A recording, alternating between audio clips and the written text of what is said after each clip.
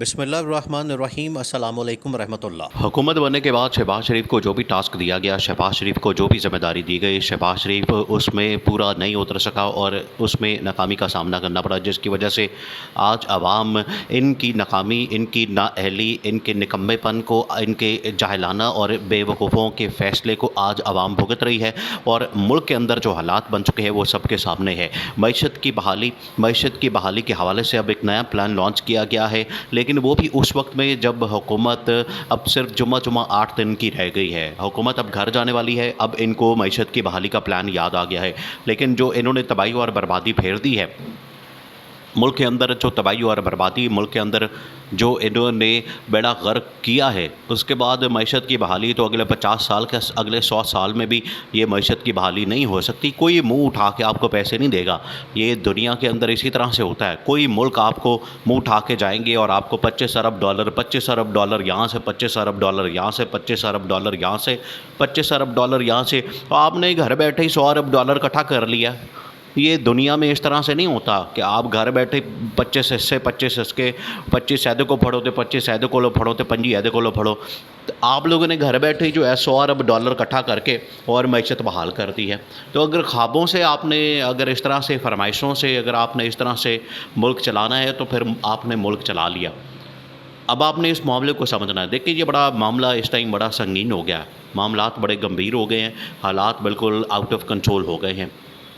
اس وجہ سے یہ جو کور کمانڈرز کانفرنس ہوئی تھی، یہ جو فارمیشن کمانڈرز کانفرنس ہوئی تھی، اس کے اندر 4-5 چیزیں ڈسکس کی گئی تھیں۔ اس میں ایک دو جو اہم ترین چیزیں ہیں وہ آپ نے سمجھنی ہے۔ ایک طرف جہاں پر یہ ڈسکس کیا گیا کہ یہ جو 9 مئی کا واقعہ ہوا ہے، جس طریقے سے پاکستان نے، تحریک انصاف کے لوگوں نے، ورکرز نے GHQ کے اوپر، کور کمانڈر ہاؤس کے اوپر، ISI کے دفتر کے اوپر جو حملہ کیا ہے وہ قابل مذمت ہے، اس میں کوئی شک والی بات نہیں ہے، اس کے اوپر کوئی دو رائے نہیں ہے۔ اب اس پر جو ہے ہمیں ایکشن لینا چاہیے، ہمیں اس کے اوپر جو ہے وہ کارروائی کرنی چاہیے، اور جس نے بھی یہ حملہ کیا، جس نے بھی اس کے اندر کردار ادا کیا یا جو بھی اس کے اندر ملوث ہے، اس کے خلاف کارروائی ہونی چاہیے۔ اب یہ والا تو فیصلہ ہو گیا۔ اب اس کے بعد دوسرا جو اہم ترین فیصلہ تھا کہ اس حکومت کا کیا کرنا ہے، کیونکہ حکومت تو ہر محاذ کے اوپر بری طرح سے ناکام ہو رہی ہے، ہر محاذ کے اوپر نہ ان سے اکانومی چلی، نہ ان سے ملک چلا، نہ ان سے گورننس بہتر ہوئی، نہ ان سے مہنگائی کنٹرول ہوئی، نہ بے روزگاری کنٹرول ہوئی، نہ ملک کے اندر اور معاملات ٹھیک ہوئے، نہ اداروں کو ٹھیک کر سکے، نہ نظام انصاف کو ٹھیک کر سکے، نہ رول آف لا قائم کر سکے۔ ہاں، ان کے دور میں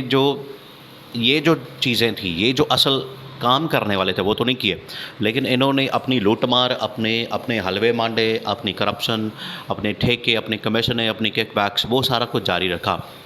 تو جہاں پر یہ اہم ترین چیزوں کو ڈسکس کیا گیا، وہیں پر ڈسکس کیا گیا کہ اس حکومت کا کیا کرنا ہے۔ اس حکومت کو جتنا جلدی گھر بھیج دیا جائے، بہت ساری اکثریت کی یہ رائے تھی۔ اب یہ بڑی سینسٹیو بات ہے، بہت سینسٹیو بات ہے کہ اکثریت کی یہ رائے تھی کہ اس حکومت کو گھر بھیجنا ہی بہتر ہے، اس حکومت کو جتنا جلدی گھر بھیج دیا جائے وہ اتنا ہی بہتر ہے۔ پھر اس کے بعد اس کے اوپر کام شروع ہو گیا، اب اس کے اوپر ایک ایک کر کے کام کیا جا رہا ہے اور اس حکومت کو گھر بھیجنے کی تیاری کی جا رہی ہے۔ اور ویسے بھی اب اس کے زیادہ دن تو ہے نہیں، اس حکومت نے اب اپنا ٹینیور پورا کرنا ہے۔ پہلے یہ کہتے تھے کہ یہ اسمبلیاں جعلی ہیں، ناجائز ہیں،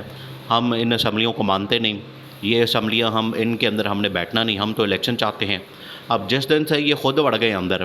خود یہ اسمبلیوں کے اندر آ گئے ہیں، خود ان کے پاس حکومت آ گئی ہے، تب ان کے لیے سب کچھ جائز ہو گیا، سب کچھ حلال ہو گیا، سب کچھ ٹھیک ہو گیا۔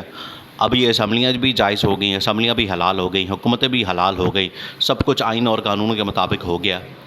جو ان کے خلاف کرے گا کام وہ آئین اور قانون کے خلاف ہوگا، لیکن جو ان کے حق میں بات کرے گا وہ آئین اور قانون کے ساتھ ہوگا۔ یہ ان کا دوہرا معیار ہے اور یہ ان کی منافقت ہے اور یہ ان کی پالیسی ہے، جس کے مطابق ملک چلا رہے ہیں، اور ملک آج تباہی اور بربادی کے اوپر پہنچا ہوا ہے۔ اب اس حکومت کو بڑا کلیئرلی، کیٹیگوریکلی یہ پیغام پہنچا دیا گیا ہے، میسج دے دیا گیا ہے کہ آپ کے پاس یہ چند دن باقی ہیں تو اس کے اندر کچھ کر کے دکھائیں۔ یہ آخری ٹاسک ان کو دیا گیا، آخری ٹاسک ان کو دیا گیا کہ پاکستان کے اندر کچھ بہتری لا کر دکھائیں۔ اگر آپ بہتری نہیں لا سکتے تو پھر حکومت چھوڑ دیں،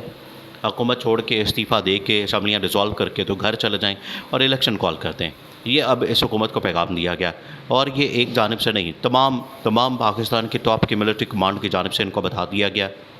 کہ اب آپ کا رہنا پاکستان کے لیے بہت زیادہ نقصان دہ ہے، پاکستان کے لیے اس سے بڑا نقصان ہو رہا ہے، پاکستان اس سے بالکل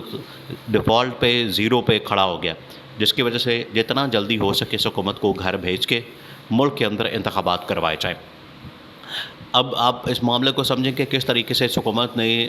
تمام محاذوں کے اوپر لڑائی جھگڑا ٹکراؤ جنگ چھیڑی ہوئی ہے، وہ چاہے سپریم کورٹ کے ساتھ معاملات ہوں، آئینی اور قانونی میدان ہو، معیشت کا میدان ہو، یا وہ کوئی بھی ہو۔ دیکھیں عمران خان کیا کر رہا ہے؟ عمران خان یہ کہہ رہا ہے کہ پاکستان آج جن مسائل کے اندر پڑا ہوا ہے، پاکستان آج ان مسائل کے اندر پہنچا ہوا ہے،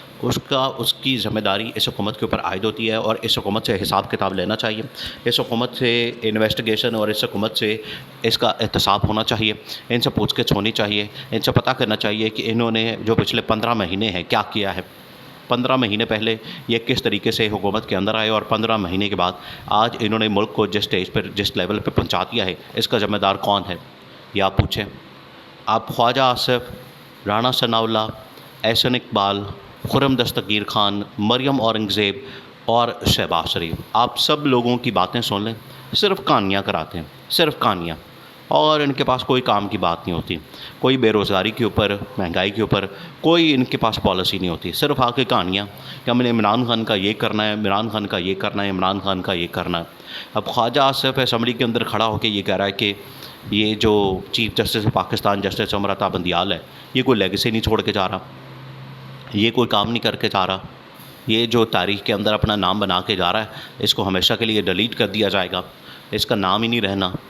تو خواجہ آصف کون ہوتا ہے چیف جسٹس عمر عطا بندیال کے اوپر اس طرح کی باتیں کرنے والا؟ آج جب کہ نوٹیفیکیشن تو نکال دیا گیا نئے چیف جسٹس کا، جو کہ جسٹس قاضی فائز عیسیٰ ہیں، ان کا نوٹیفیکیشن تو نکال دیا گیا کہ انہوں نے آ کے چیف جسٹس بننا ہے۔ اب ان کو یہ اتنی ہلا شیری مل گئی ہے کہ نئے چیف جسٹس کا ان کو پتہ چل گیا، اور انہوں نے بڑا واضح طور پر پیغام بھیج دیا۔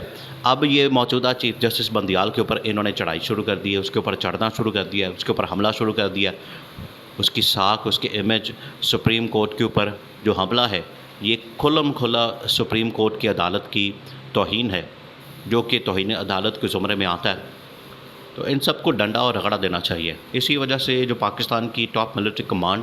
جو پاکستان کے اہم ترین معاملات کو دیکھتی ہے، اس کے اوپر نگرانی رکھتی ہے، اور اس کو دیکھتی ہے، اس کو کوئی نہ کوئی سلوشن دیتی ہے تاکہ پاکستان ایک بہتر ڈائریکشن میں جائے۔ ان کی جانب سے اس حکومت کو بڑا واضح طور پر بھیج دیا گیا پیغام، وہ پیغام یہی ہے کہ آپ ملک کے اندر جتنا جلدی ہو سکے الیکشن کروا دیں، اور ملک کے اندر یہ جو اسمبلی جو آپ کے نزدیک آج سے سال پہلے جعلی تھی، ناجائز تھی، اب آپ آ گئے ہیں تو یہ جائز ہو گئی ہے۔ اس اسمبلی کو فارغ کریں، ڈسولو کریں، استعفیٰ دیں اور گھر جائیں، اور ملک کے اندر فوراً الیکشن کا اعلان کریں۔